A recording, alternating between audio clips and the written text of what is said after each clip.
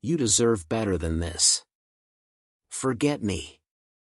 Those 6 words destroyed Elizabeth Reese's world 5 years ago. Today, standing in Bella Rosa Bridal Boutique on 5th Avenue, they would come back to haunt Marco Castellano in ways he never imagined. Before we start, make sure to hit like and subscribe, and really, I'm curious. Where are you watching from? Drop your country name in the comments. I love seeing how far our stories travel. Crystal chandeliers cast prismatic light across rows of ivory silk and French lace as Marco Castellano stood with his arms crossed, watching Stephanie Ramirez admire herself in a dress that cost more than most people earned in 6 months.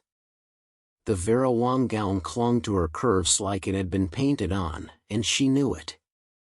Behind him, his security detail waited in idling black SUVs, the standard precaution for a man whose enemies kept detailed lists and long memories. "This is perfect, baby," Stephanie purred, turning before the gilded mirrors, her voice dripping with satisfaction. "Everyone will know who runs this city when they see me walk down that aisle." Marco barely registered her words. Something about this moment felt hollow, like watching himself in a movie he had no desire to see.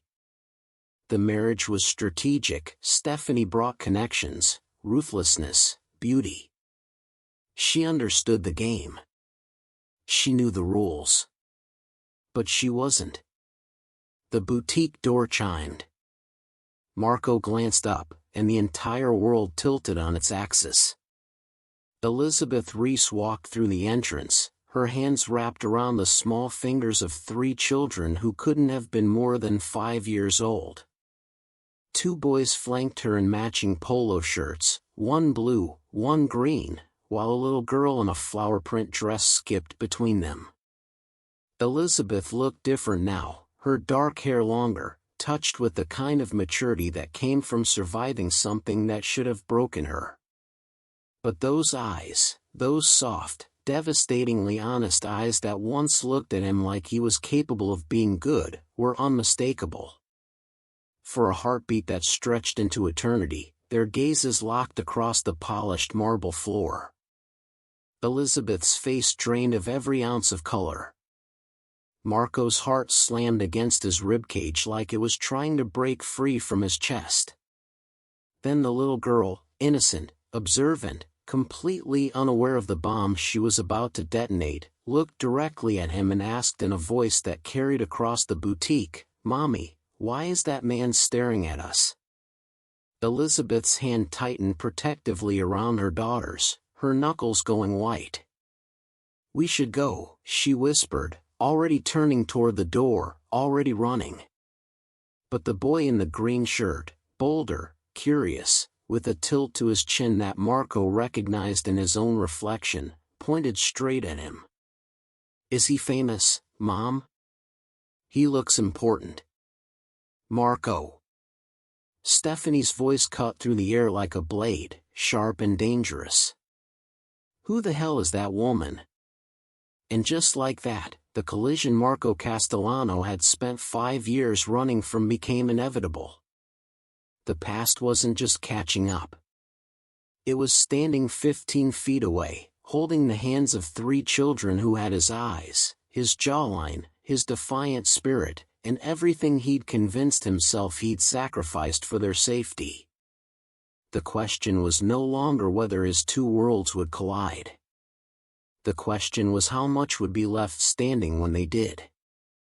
To understand how Marco Castellano, a man who'd built an empire on calculated decisions and ruthless precision, ended up frozen in a bridal boutique staring at the ghost of his greatest mistake, you have to go back 5 years. Back to when he was younger, hungrier, and foolish enough to believe that love could exist in a world built on blood and loyalty. Back to the night he made a choice that would haunt him every day since. Elizabeth moved first, her maternal instincts overriding everything else. She pulled the children toward the exit with a gentle urgency, her voice soft but firm. "Come on, babies. We need to go." Security. Stephanie's voice cracked like a whip across the boutique. The manager looked up, startled. Get this woman and her brats out of here. They're disrupting a private appointment. Marco's hand shot up, palm out, stopping everyone mid-motion. The word came out rough, scraping against 5 years of silence, Elizabeth. It was the first time he'd said her name since the night he left, and it landed between them like a physical blow. Elizabeth froze, her back still to him, shoulders rigid. When she turned, her eyes were blazing with something that looked like rage and grief twisted together. Don't. Her voice shook. Don't you dare say my name like you have any right to it. The boy in the green shirt, the bold one who'd pointed at Marco, stepped in front of his mother, small fists clenched at his sides. Leave my mom alone, mister. Marco's breath caught in his throat. He looked at the boy, really looked, and saw his own dark eyes staring back at him, the same stubborn set to his jaw that Marco's father used to comment on. His gaze shifted to the boy in the blue shirt, who watched Marco with an intense, analytical stare that was unnervingly familiar. Then to the little girl, who studied him with a quiet wisdom that seemed far too old for her small frame. 5 years old. All of them. The same age. The math was simple. Brutal. Undeniable. Elizabeth. Marco's voice cracked, fracturing around the edges. Are they? Tears streamed down Elizabeth's face, but her voice came out hard as steel. You walked away. You don't get to ask questions now. Stephanie slid against Marco's side, her hand possessive on his arm, her perfume suddenly too strong, too cloying. Baby, whoever this is, we have appointments all afternoon. The florist is waiting, in. But Marco couldn't hear her. Couldn't look away from the 3 children who were supposed to be strangers but felt like looking into a mirror that reflected everything he'd lost. The little girl had found a fallen flower from one of the display arrangements and was showing it to her brothers, explaining something about the petals with the kind of care that made his chest ache. The boy in blue was counting chairs, Marco realized, his lips moving silently as he catalogued everything in the room. The boy in green still stood guard in front of Elizabeth, protective and fierce despite being barely 3 feet tall.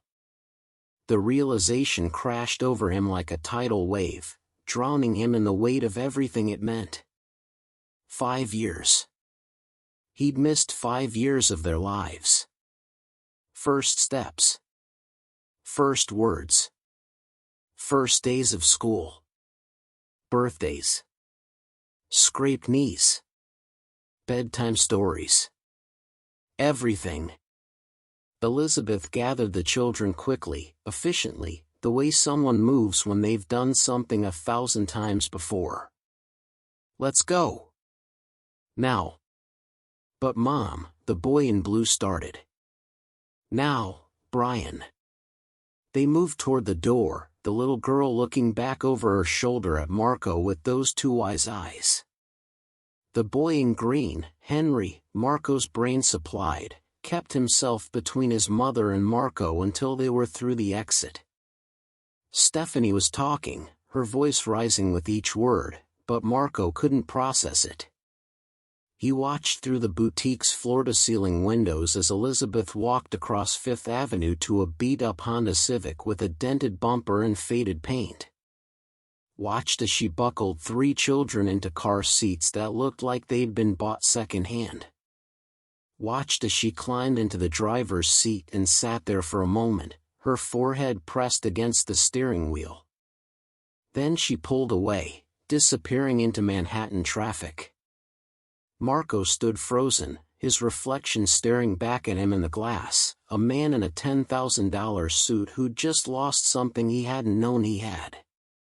Beside him, Stephanie had gone silent. When he finally looked at her, he saw something calculating behind her eyes, something cold and measuring.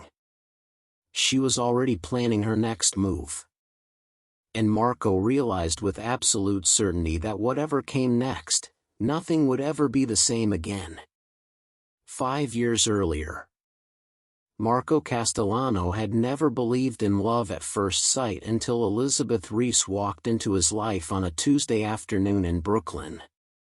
She'd been carrying a stack of children's books, her arms full, completely oblivious to the reputation of the man who held the door open for her at the corner coffee shop. While the other patrons gave Marco a wide berth, recognizing the tattoos, the expensive watch, the way his presence commanded space, Elizabeth had simply smiled and said, "Thank you. You're a lifesaver." She was a second-grade teacher at PS 321, and she saw past everything he was trying to become to the man he'd once hoped to be. Their romance was reckless, whirlwind, impossible. She knew what he did, knew about the Castellano family, the enforcers, the dangerous world he inhabited, but she loved him anyway. Loved him with a fierce, unwavering certainty that terrified him as much as it thrilled him. "I see you, Marco," she'd whispered one night, her fingers tracing the scars on his chest. "Not the reputation. Not the name. Just you." And God help him, he'd believed they could make it work.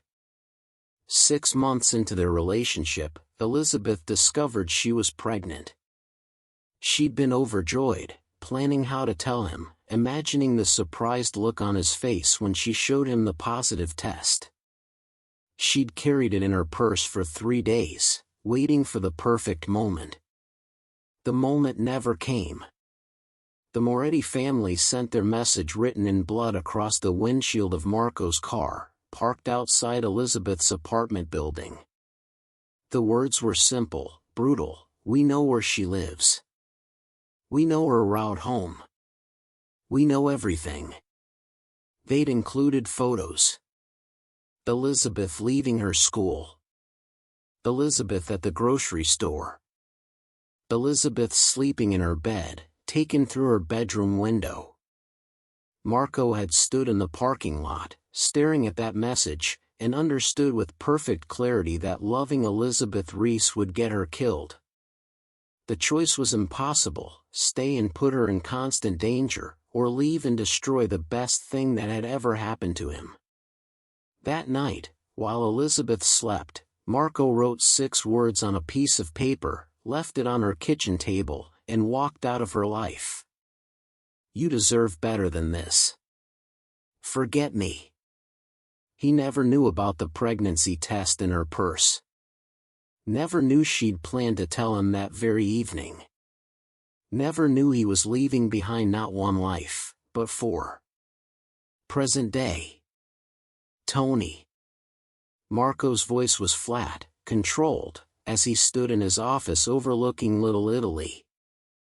"I need you to find out everything about Elizabeth Reese.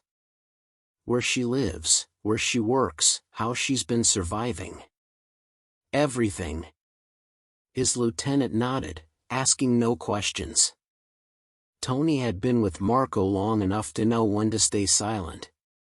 48 hours later, a manila folder landed on Marco's desk with a heavy thud that seemed to echo the weight of its contents. Marco opened it, and his world collapsed inward. Eviction notices from 3 different apartments, each one fought off by the skin of Elizabeth's teeth. Medical bills, thousands of dollars for prenatal care, delivery, pediatric visits, many stamped with collection agency warnings. Scholarship applications for programs the triplets were still too young to attend, Elizabeth's handwriting careful and hopeful in every margin. But it was the photographs that broke him. Alyssa's kindergarten art show, her crayon drawing of a family with 3 children and only one adult figure.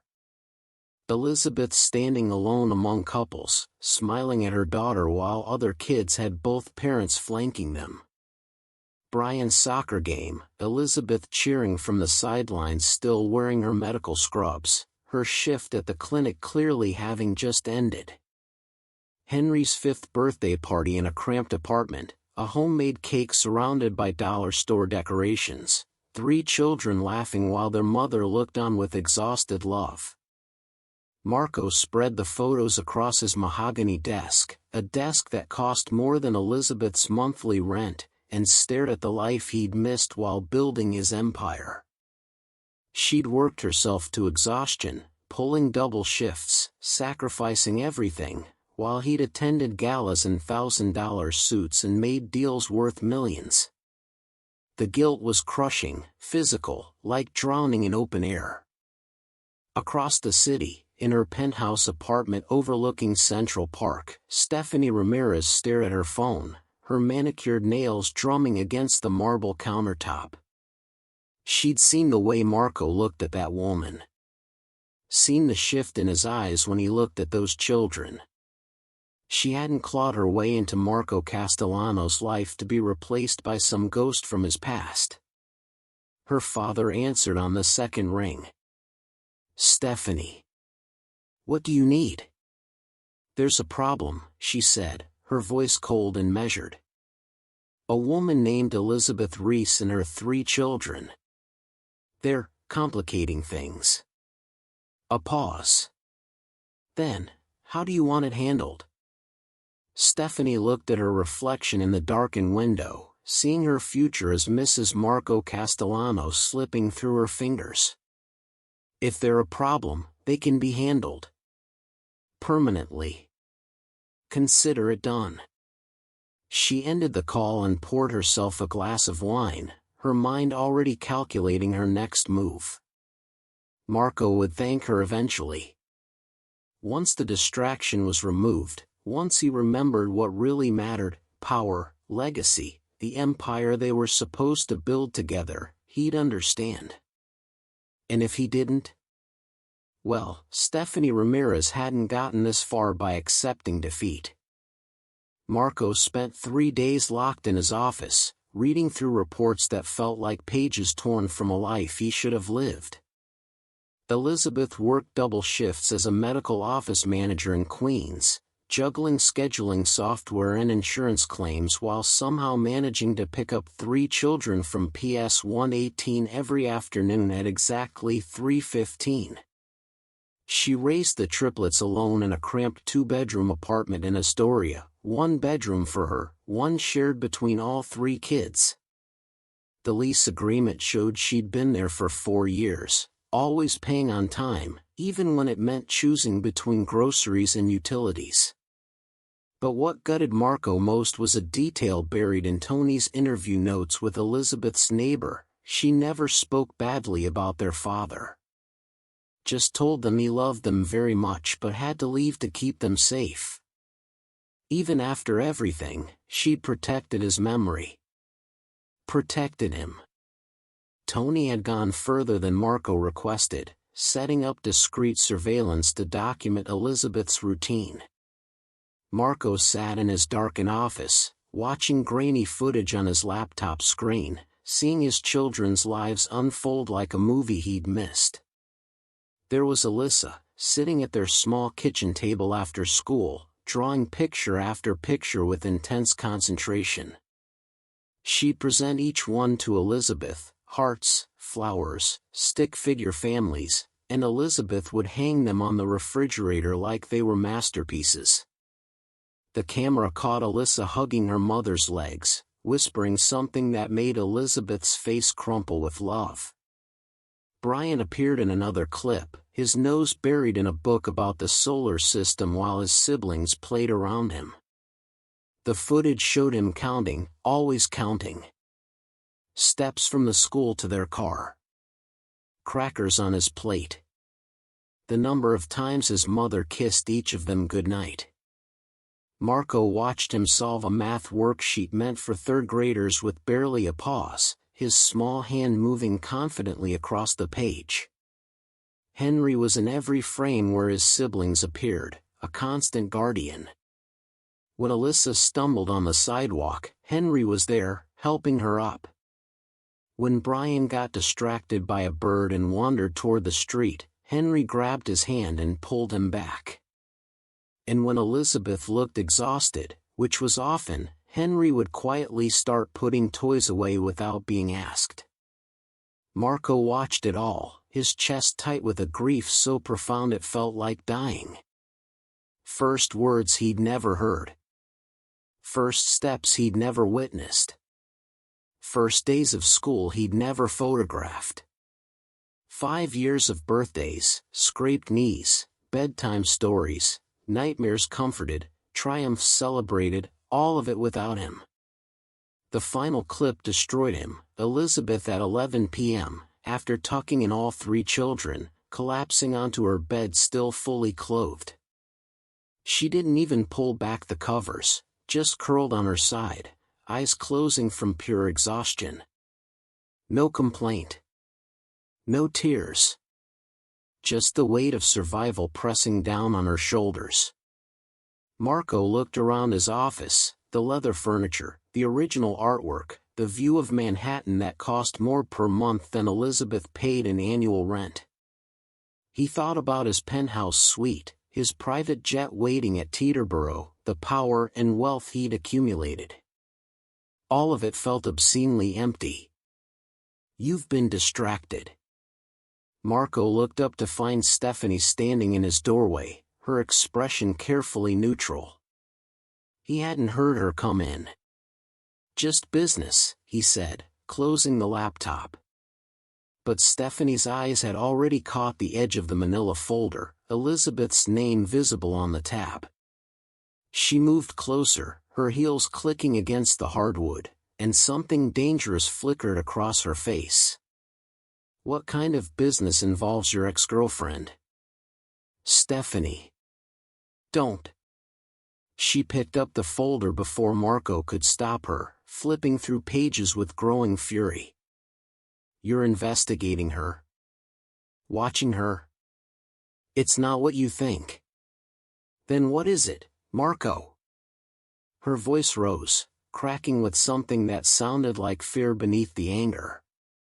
Because from where I'm standing, it looks like you're obsessed with some nobody and her children while our wedding is 3 months away. Marco stood slowly. Those children are mine. The words hung between them, sharp and irrevocable. Stephanie's face went pale, then flushed with rage. She dropped the folder, papers scattering across the floor, and walked out without another word. Marco didn't follow. He was already reaching for his phone. Across town, Stephanie sat in her car outside Marco's building, hands shaking on the steering wheel. She'd known he was slipping away from her, but seeing the evidence, the surveillance photos, the detailed reports, the clear obsession, made it real. She pulled out her phone and dialed a number she'd memorized but never called. Rivera. The voice was cold, professional. It's Stephanie Ramirez. My father said you handle delicate situations. What do you need?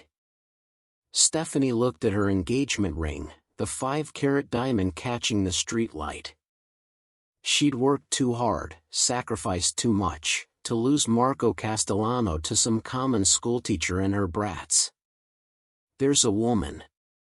Elizabeth Reese. She lives in Astoria with 3 children. Stephanie's voice steadied, turned calculating. I need her to understand that she's not welcome in Marco's life. Whatever it takes. Parameters? Scare her.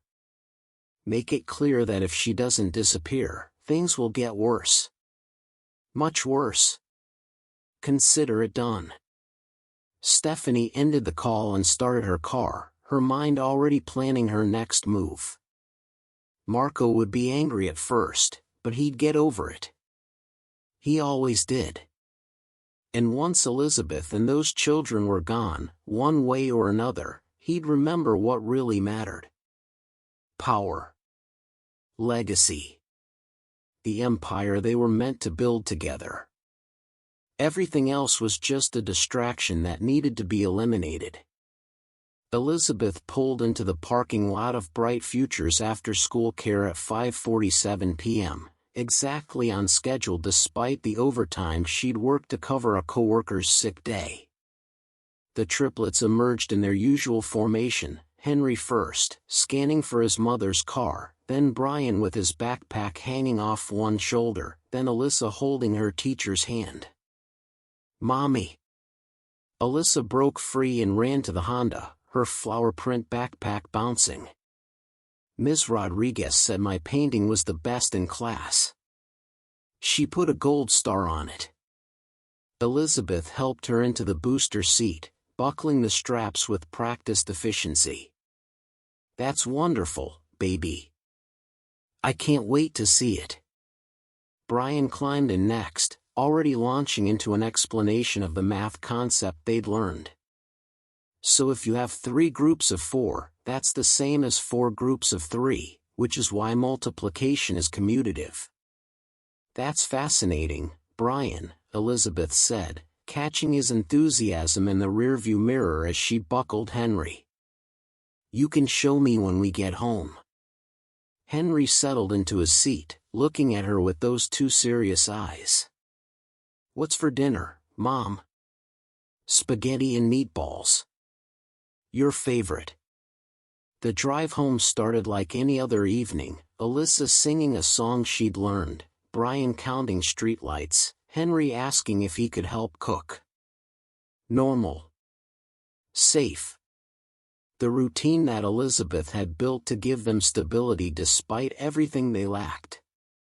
Then, at a stoplight on Queens Boulevard, a black sedan with tinted windows pulled alongside her beat-up Honda.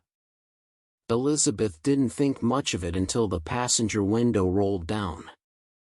The man inside had cold, dead eyes that locked onto hers. His voice carried over the traffic noise, calm and precise. "Tell your kid's father to forget he ever saw you. Otherwise, accidents happen." He smiled, the expression never reaching his eyes. "Kids are fragile." The light turned green. The sedan pulled away, disappearing into traffic like it had never existed. Elizabeth's hands shook on the steering wheel, her knuckles white. Her heart hammered against her ribs, but she forced her breathing to stay steady, her expression calm. The children couldn't see her panic. They could never see her panic. "Mommy?" Alyssa's small voice came from the back seat. "Who was that man?" "Nobody, sweetheart." Elizabeth's voice came out surprisingly level. "Just someone asking for directions." But her hands wouldn't stop shaking. And somewhere beneath the fear, something else ignited, something hot and fierce and utterly uncontrollable. Threaten her? Fine. She'd survived worse. But threaten her children? Never. Elizabeth didn't drive toward their apartment in Astoria. She turned the Honda toward Little Italy, toward the restaurant she'd looked up 5 years ago and sworn she'd never visit. Toward Marco. The guards outside Castellano's tried to stop her. "Ma'am, this is a private establishment." Elizabeth walked past them like they didn't exist, her children in tow, her fear transformed into righteous fury. She pushed through the heavy wooden doors, ignoring the startled looks from diners, heading straight for the back where Tony had emerged during her research. "You can't go back there," a large man in an expensive suit moved to block her path. "Watch me." She shouldered past him and kicked open the door to Marco's office. Marco sat at the head of a long table, surrounded by men in suits who looked like they'd stepped out of a crime movie. All conversation stopped. Every head turned toward her. Elizabeth pulled out her phone, hands still trembling with rage, and slammed it on the table in front of Marco.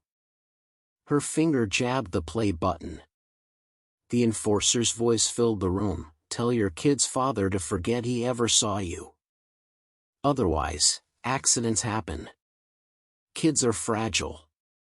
Call off your psycho fiancé, Elizabeth said, her voice shaking but strong, or I swear to God, Marco, I will take my kids and disappear so deep you'll never find us. The temperature in the room dropped 10 degrees. Marco's expression went from surprise to ice cold in the span of a heartbeat. He leaned forward, replaying the message, and something lethal flickered across his face. When he spoke, his voice was quiet, controlled, absolutely terrifying. I know that voice. Rivera. One of the Ramirez family's enforcers. Which meant Stephanie had gone behind his back and threatened his children. His children. Marco stood slowly, gesturing to his captains. Out. All of you. Now. The men filed out without question, Tony closing the door behind them with a soft click that echoed like a gunshot. Alone with Elizabeth and 3 wide-eyed children, Marco's careful control cracked. I didn't know, he said quietly, his voice rough. I swear to you, Elizabeth, I didn't know. About the threats or about your kids? Elizabeth shot back, tears streaming down her face now that the adrenaline was fading. Both. The word hung between them, weighted with 5 years of absence and regret. Marco's hands shook as he gripped the edge of his desk, knuckles white. Lizzie, if I had known you were pregnant. You left me with a note, Marco. Elizabeth's composure shattered completely, 5 years of pain pouring out. A note. I was going to tell you that night. I had the pregnancy test in my purse. I was scared and excited and ready to figure it out together, and you just disappeared. The revelation hit Marco like a bullet to the chest. She'd been going to tell him. That night. The same night he'd walked away to protect her, she'd been carrying their children and planning to share the news. He'd destroyed everything trying to save it. Marco looked at the triplets, Alyssa hiding behind her mother's legs, Brian watching with analytical intensity, Henry standing protectively in front of them both, and saw his entire world crystallize into sharp, painful focus. He reached for his phone, his voice deadly calm. Tony. Bring Stephanie to the restaurant. I don't care where she is or what she's doing. Bring her here. Now. He ended the call and looked at Elizabeth, seeing the woman he'd loved, the mother of his children, the person he'd failed in every way that mattered. I'm going to fix this, he said. I promise you, I'm going to fix this. Elizabeth stared at him, tears still streaming, doubt and hope warring in her eyes. Behind her, Henry whispered to his siblings, Is that really our dad? And Marco realized that no matter what happened next, nothing would ever be the same again. Stephanie Ramirez arrived at Castellanos at 8:30 p.m., dressed in a black cocktail dress that hugged every curve, her hair swept up to show off the diamond earrings Marco had given her for Christmas. She expected candles, wine, maybe an apology for his recent distance. What she found instead made her steps falter in the doorway. Marco stood in the center of the private dining room, arms crossed, his expression carved from stone. Beside him, still wearing her work clothes and looking exhausted, stood Elizabeth Reese. The atmosphere was arctic. Marco, what? Stephanie started, her smile bright and confident. Did you threaten her? Marco's voice cut through her words like a knife. Direct. Uncompromising. Stephanie's smile didn't falter, though something flickered in her eyes. I protected what's ours, baby. That's what a wife does. She eliminates threats before they become problems. We're not married yet. Marco's voice dropped lower, colder. And after tonight, we never will be. The smile finally cracked. Stephanie's face contorted with disbelief, then fury. You can't be serious. You're choosing some nobody teacher and her brats over me? Over everything we've built? Those brats are my children, Marco said, each word deliberate and sharp. And Elizabeth was never a nobody. She was everything, and I was too much of a coward to protect her the right way. Stephanie laughed, the sound bitter and slightly unhinged. You think you can just walk away from me? From my family's connections? The Ramirez cartel will burn your empire to the ground, Marco. My father will do nothing, Marco interrupted, his tone flat and final. I spoke with him this afternoon. Our business alliance stands, it's too profitable for both families to dissolve over personal matters. But the wedding is off, and he's agreed to respect that decision. Stephanie's face went white, then flushed red with rage. You went to my father? You went behind my back to my own father? You sent an enforcer to threaten my children, Marco said, his voice dropping to something lethal.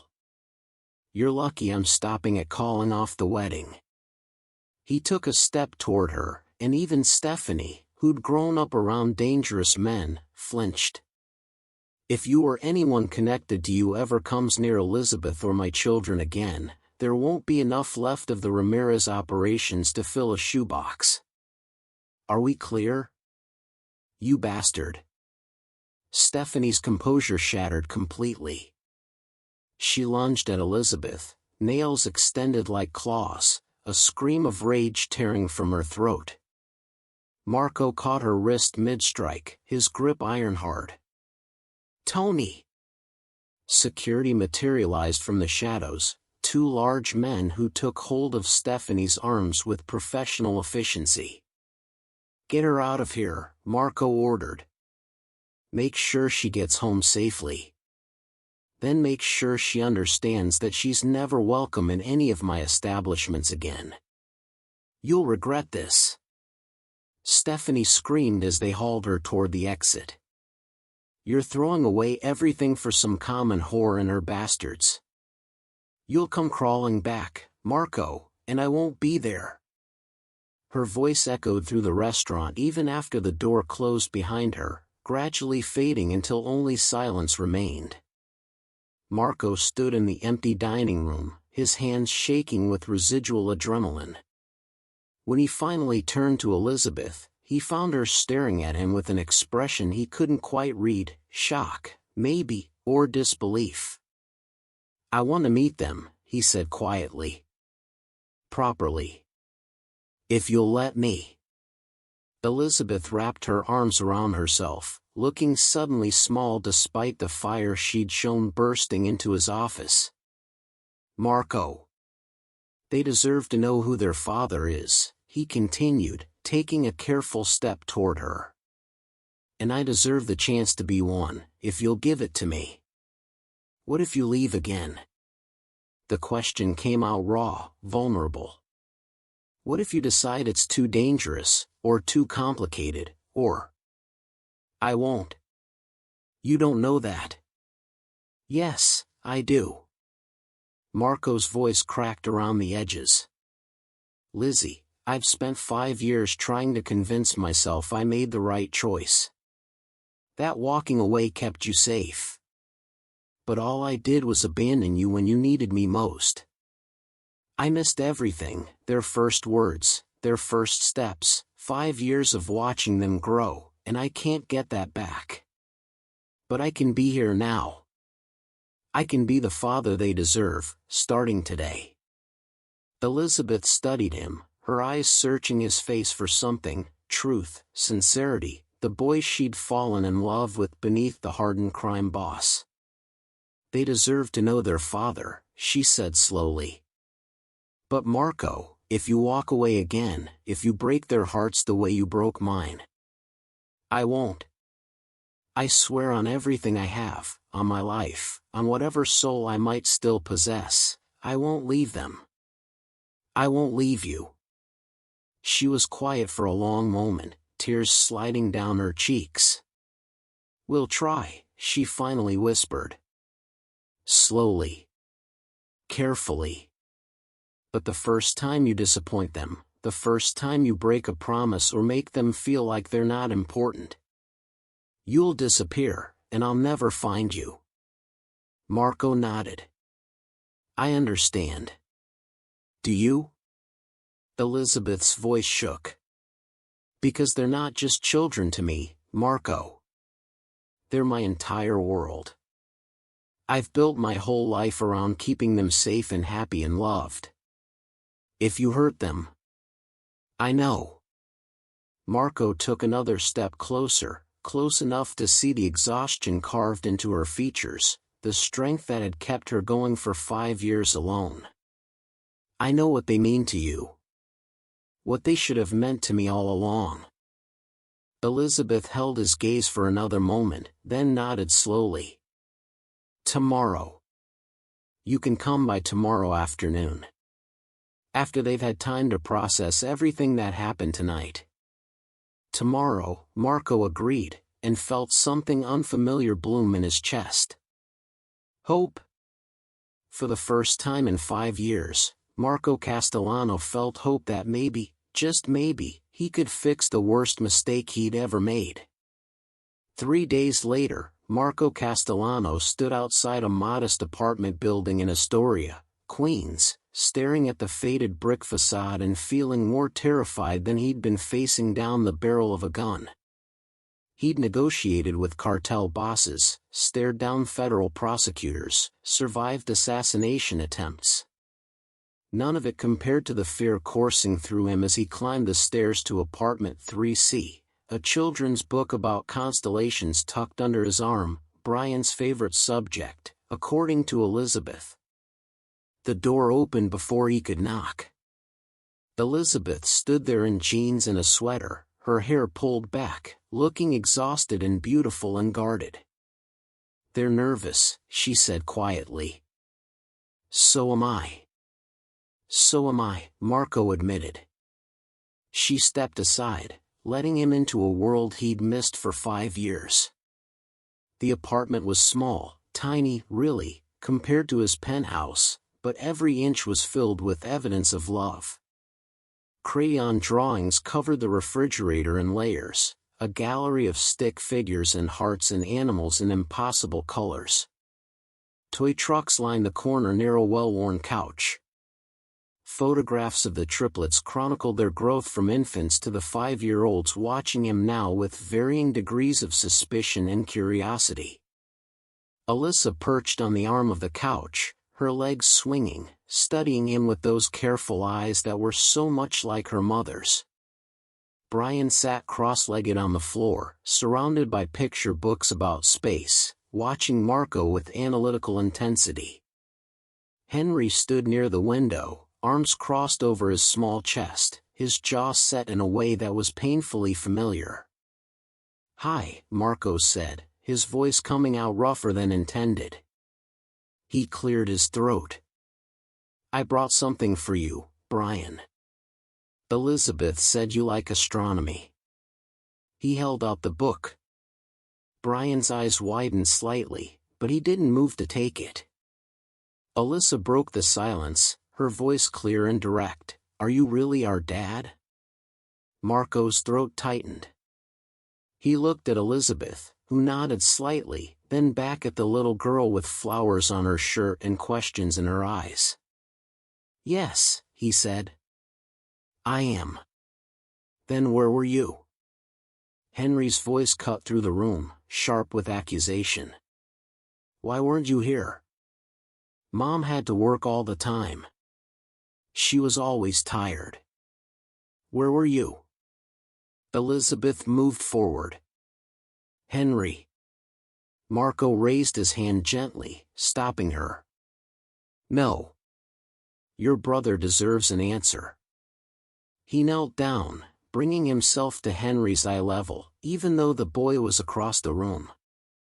I made a mistake, Henry. A big one. I thought leaving would keep your mom safe, but all I did was hurt her. I hurt all of you. You can't just show up and be a dad, Henry said, his voice cracking slightly, betraying the emotion beneath the anger. That's not how it works. You're absolutely right, Marco agreed, holding the boy's fierce gaze. Being a father isn't about blood or showing up one day and expecting everything to be okay. It's about being there every day. For the good stuff and the hard stuff and all the boring stuff in between. Henry's arms tightened across his chest. So why should we let you?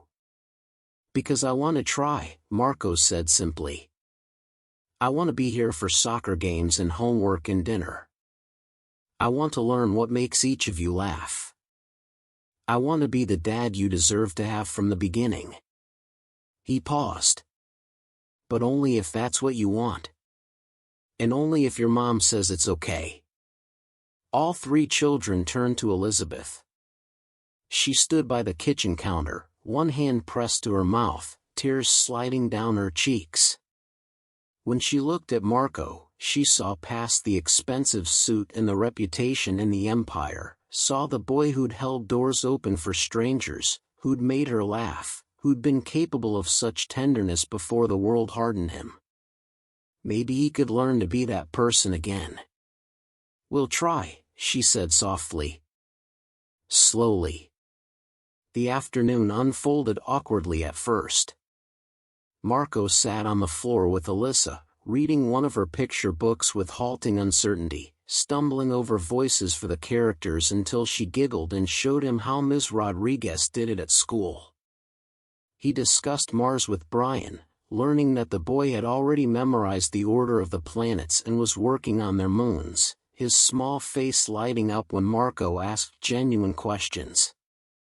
Henry kept his distance, watching from the window seat, but Marco felt the boy's eyes on him constantly, measuring, judging, protecting.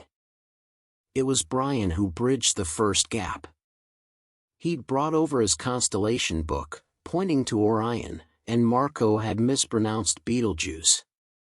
It's Betelgeuse, Henry's voice came from across the room, quiet but certain. Not Beetlejuice. Marco looked at him, saw the smallest crack in the defensive wall. Betelgeuse, he repeated carefully. Thanks for the correction. Henry nodded once, then turned back to the window, but his shoulders had relaxed slightly. Small victories, Marco thought. He'd take them. As the sun set and Elizabeth started the bedtime routine, Marco stood to leave. He'd learned that Alyssa liked purple best, that Brian could recite facts about Jupiter's moons, that Henry watched over his siblings with a fierceness that rivaled any soldier Marco commanded. He'd learned he had so much more to learn. Will you come back tomorrow? Alyssa's voice called from her bedroom doorway, her stuffed rabbit clutched to her chest. Marco looked at Elizabeth. She hesitated, then nodded.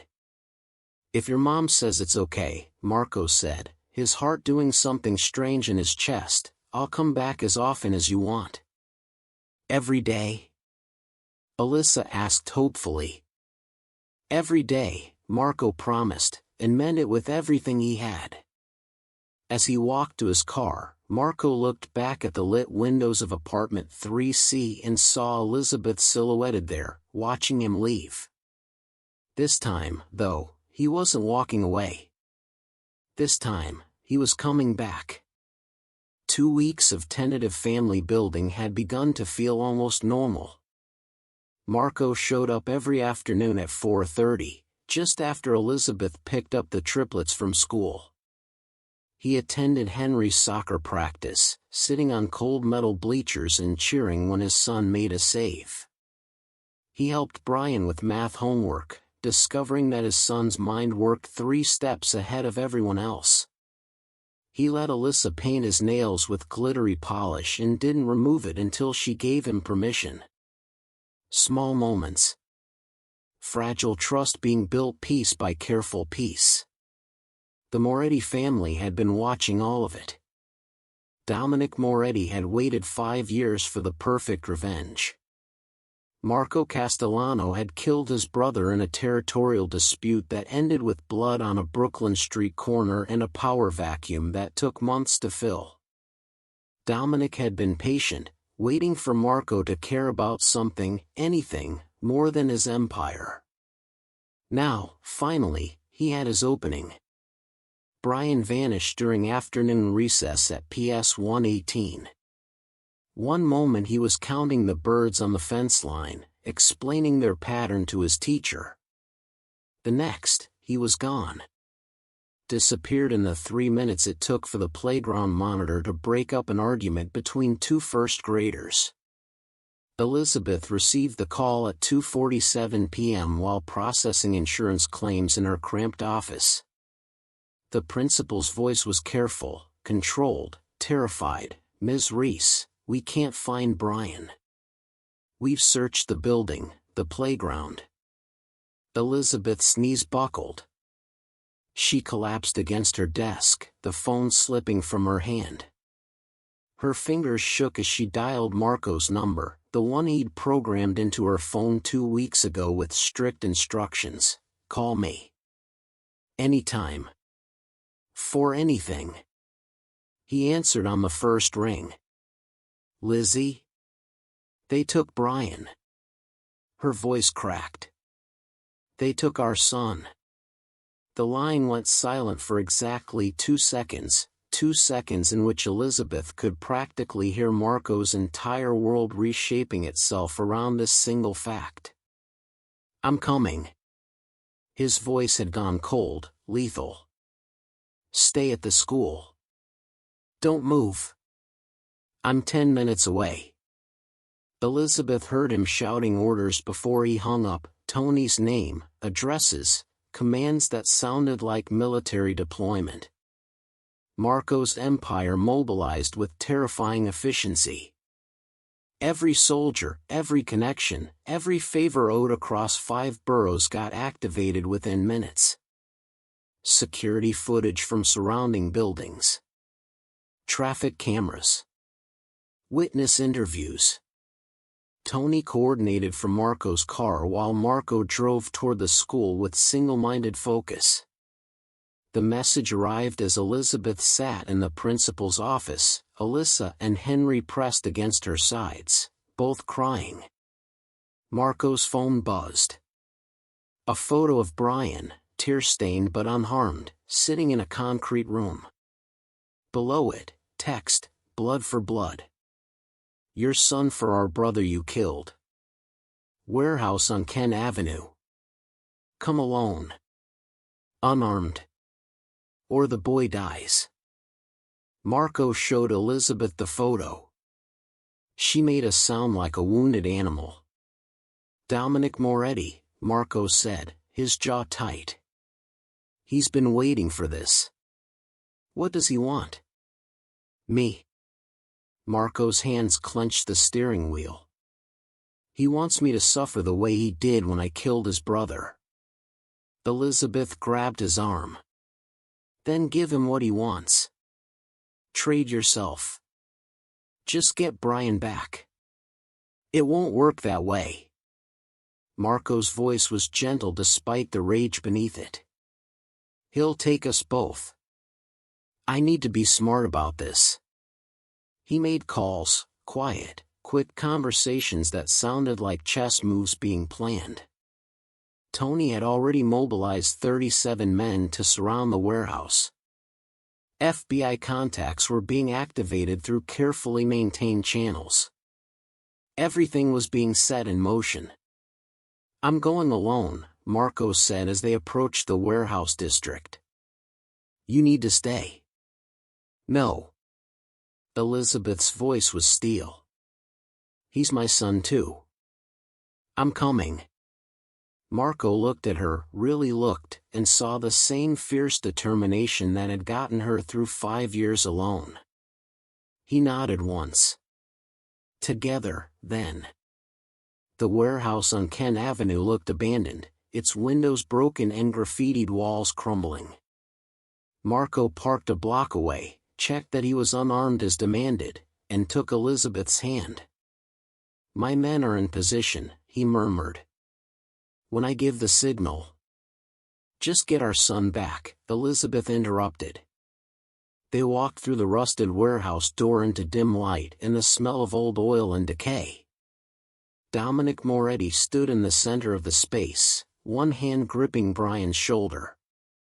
5 men surrounded them, armed, watching the entrances. Brian's face was tear-stained, his small body trembling, but he was trying so hard to be brave. Marco Castellano. Dominic's smile was cold. Finally willing to negotiate. "Let him go," Marco said evenly. "This is between us. You took everything from me." Dominic's grip tightened on Brian's shoulder, making the boy wince. "My brother. My future. The respect my family was owed. Now I take everything from you." Brian's eyes found his father's across the warehouse floor. And then, in a small, shaking voice, he said, "My dad has 37 people out there." I counted. "You only have 6. Dominic laughed, the sound echoing off concrete walls. The kid's bluffing. Trying to sound tough like his old man. But Elizabeth, standing beside Marco with perfect calm, said clearly, "He's not. Brian counts everything. It's how his mind works. He's never wrong." For a split second, doubt flickered across Dominic's face. Marco whistled, sharp, piercing. The warehouse doors exploded inward. 37 men in tactical gear flooded the space like a wave, surrounding Moretti's crew before they could raise their weapons. It was over in seconds, professional, efficient, overwhelming force. Marco crossed the floor as his men disarmed the last of Moretti's people, walking straight to Brian. He knelt down, gently taking his son from Dominic's now empty grip. "This ends now," Marco said, looking up at Dominic with lethal calm. "You want blood? You want revenge? Come after me. Challenge me directly. But my family," his arms tightened around Brian, "is off limits. Touch them again, threaten them again, and there won't be anywhere in this city you can hide." Sirens wailed in the distance, growing closer. "FBI," Marco said. "My contacts tipped them off about a kidnapping." "You're done, Dominic." Federal agents swarmed the warehouse moments later, taking Dominic and his men into custody. Marco carried Brian through the chaos, the boy's arms wrapped tight around his neck, his small body shaking with relief. Elizabeth met them at the door, dropping to her knees to pull Brian into her arms.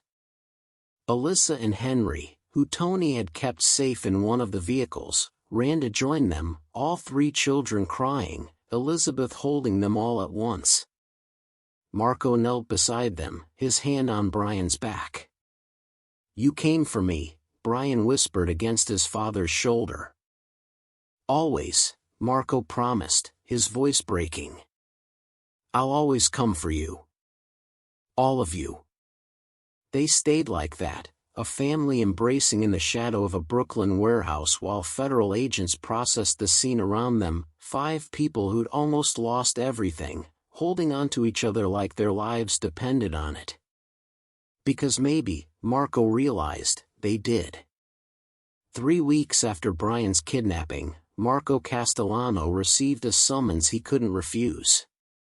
The Commission, the ruling council of New York's 5 crime families, had called a meeting. They'd watched Marco's recent choices with growing concern, the broken engagement to a cartel princess, the public acknowledgement of 3 civilian children, the FBI involvement in the Moretti takedown. Weakness, they called it. a liability that threatened the careful balance of power they'd maintained for decades. The night before the meeting, Marco sat in Elizabeth's living room while the triplets slept in the next room. She made him tea he didn't drink, her hands steady despite the fear in her eyes. "You don't have to do this," she said quietly. "I never asked you to give up who you are, Marco. Your empire, your position, that's your life. We'll be okay. We've been okay for 5 years." Marco looked at her, this woman who'd raised 3 children alone while working herself to exhaustion, who'd never once asked him for anything, who'd survived his abandonment and somehow still found the strength to let him back in. "You taught them to be extraordinary," he said. "Henry's loyalty, Brian's intelligence, Alyssa's compassion, that all came from you. From your love and sacrifice. And I realized something watching you with them."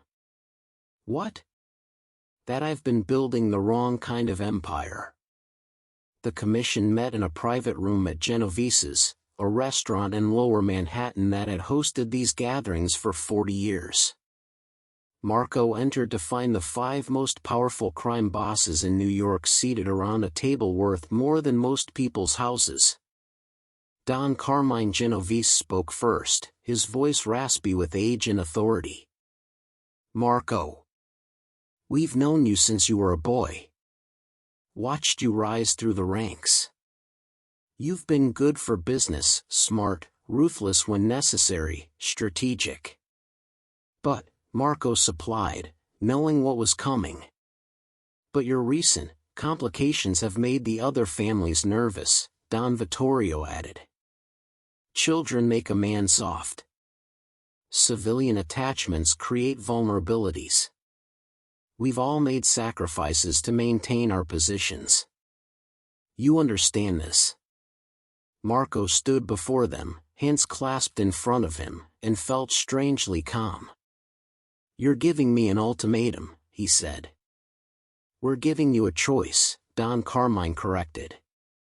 "Step away from your civilian family, maintain appropriate distance, and keep your position as head of the Castellano operations. Or choose them and walk away from everything you've built. The empire, the territory, the power, all of it." The room fell silent. Marco thought about the boy who'd counted his father's men during a kidnapping. The girl who'd painted his nails with glitter and asked if he missed being the boss. The son who'd finally started to trust him, offering small smiles and constellation facts. He thought about Elizabeth, collapsing into bed each night, never complaining, never asking for anything except the chance to protect her children. And he thought about what he'd told her, he'd been building the wrong kind of empire. Marco stood straighter, looking each Don in the eye. "I built this empire on the belief that family is everything," he said, his voice carrying across the room. "And I was right. I just didn't understand what family really meant." He gestured to the men around the table. "You're my brothers in business. We've built something powerful together, something that's brought us all wealth and influence. But those 3 kids?" His voice softened. "They're my blood. They're my future. They're the only empire that actually matters." Don Carmine's expression didn't change. "You're walking away." "I'm choosing them," Marco corrected. He reached for his hand, slipping off the ring that marked his position, a heavy gold band with the Castellano family crest. He placed it on the table with a quiet click that sounded like a door closing. "I'm choosing them," he repeated. Then Marco Castellano turned and walked out of his old life, leaving the empire behind. 6 months later, the autumn sun hung low over the soccer field in Astoria Park, casting long shadows across the grass where a dozen 5-year-olds chased a ball with more enthusiasm than skill. Marco sat in the bleachers, Alyssa perched on his shoulders, her small hands pointing at clouds drifting overhead. "That one looks like a dragon," she announced. "And that one's a castle." "Can you see it, Daddy?" "I see it, sweetheart." Marco steadied her legs as she shifted for a better view. Beside him, Henry sat with his knees drawn up, finally starting to relax in Marco's presence. When Marco made a terrible joke about the referee needing glasses, Henry actually laughed, a sound that still felt like a victory. On the field, Brian raced toward the goal, his face scrunched in concentration. When he kicked the ball past the goalkeeper and into the net, the small crowd erupted in cheers. Elizabeth stood on the sidelines in casual clothes, jeans and a sweater, her hair loose, and her face lit up with pride. She'd been working at the school's main office for 4 months now, a position that Marco's legitimate business connections had helped her learn about, but that she'd earned entirely through her own qualifications and dedication. Her eyes met Marco's across the field, and she smiled, a real smile, the kind he remembered from 5 years ago, before everything fell apart. Marco ran Castellano Security Consulting now, using his strategic mind and connections for corporate protection services, executive security, risk assessment. Legal. Clean. The money wasn't empire level. He'd downsized to a comfortable apartment in Queens, traded the private jet for commercial flights, learned to cook because takeout every night was expensive with 4 mouths to feed. But he came home every night to homework arguments and triplet chaos, to sticky fingers and questions about everything, to bedtime stories and goodnight kisses that felt more valuable than any deal he'd ever closed. Brian ran to the sidelines, breathless and beaming. Elizabeth caught him in a hug, ruffling his sweaty hair, then looked up at Marco with that smile that said maybe, just maybe, they were becoming something real. Alyssa shifted on Marco's shoulders, leaning down so her face was upside down in front of his. "Daddy," she asked, her voice curious. "Do you miss being the boss of everything?" Marco watched Brian celebrate with his team, watched Alyssa beam with pride for her brother, watched Henry finally smile without reservation. He looked at Elizabeth, who'd survived 5 years alone and come out stronger, who'd given him a second chance he absolutely didn't deserve. "No, sweetheart," he said honestly, reaching up to squeeze her hand. "I'm exactly where I'm supposed to be. Because some things were worth more than empires. Some battles were won by walking away. And sometimes the greatest power move was choosing love over everything else." Henry leaned against his arm, a small gesture of acceptance. Brian came running up the bleachers, chattering about the goal and asking if they could get pizza to celebrate. Alyssa squeezed Marco's hand tighter, pointing out another cloud shape. Elizabeth climbed up to join them, fitting perfectly into the space beside Marco, her hand finding his naturally.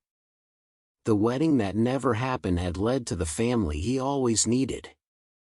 And that was a twist none of them, not Marco, not Elizabeth, not even fate itself, saw coming. But as Marco sat surrounded by the people who mattered most, listening to his children's laughter and feeling Elizabeth's hand in his, he knew with absolute certainty. He'd finally made the right choice. Thanks for watching till the very end. If this story moved you, hit like, subscribe, and share your thoughts in the comments. I'll be dropping another unforgettable story tomorrow, so make sure you don't miss it.